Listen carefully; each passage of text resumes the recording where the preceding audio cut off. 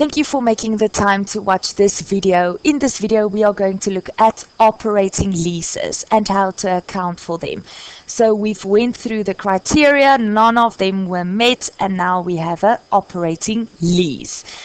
So very important, you will smooth or equalize or get the average of your payments over the lease term, and that will be the income in your P&L.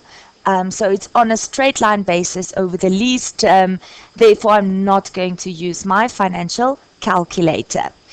Amounts incurred to generate the lease income, including depreciation, will be recognized as expenses. So remember, we have to use the asset to get the lease income, but that asset will then be depreciated.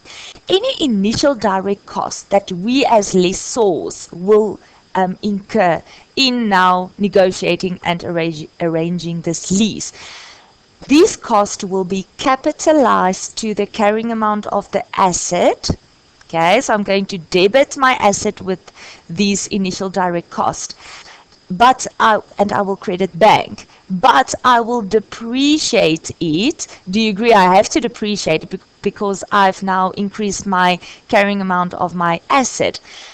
I will, however, not depreciate these costs over my useful life, but I will depreciate it over the lease term on the same basis as the lease income. Lease income will also be over the lease term. Lease incentives, for example, contributions by us to the lessee's relocation cost, will be netted off against the lease payment that I will receive. Rent-free periods will be included in the lease term.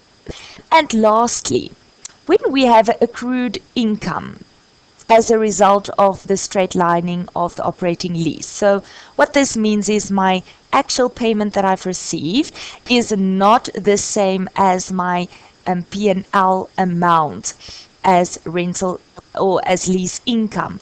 That accrued income, that asset, the fair value of the property will be reduced by this amount, as the fair value of the property will reflect the future rentals, and to avoid double counting of items already recognized in the statement of financial position. So as my fair value of my property will reflect the future rentals, this is already a separate asset also in relation to this investment property. Therefore, I will have to decrease the fair value of my property with the separate asset to make sure that my investment property is not being overstated, or I'm double counting items already recognized.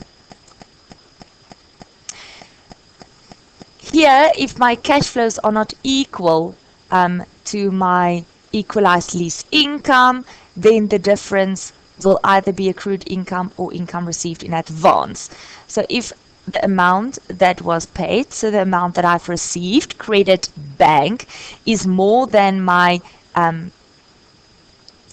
debit bank, I've received the money, is more than the credit leg, the P&L, my lease income, then the balancing figure should be a credit, and that will be income received in advance, and that is a current liability.